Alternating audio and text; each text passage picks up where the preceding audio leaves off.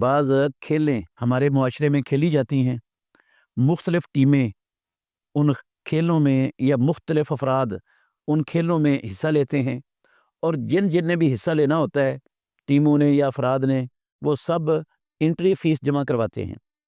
پھر اس کے بعد وہ جو جیتتا ہے نا ان کھیلوں میں، اس کو اس انٹری میں جمع ہونے والے پیسوں سے انعامات دیا جاتا ہے۔ اس کا شرعی حکم کیا ہے؟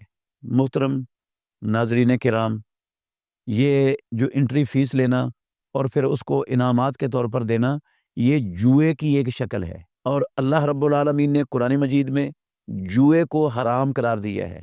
فرمایا انما الخمر والمیسر والانصاب والازلام رجس من عمل الشیطان، یہ گندے کام ہے اور عمل شیطان ہے، اللہ نے اس سے رکنے کا حکم دیا ہے۔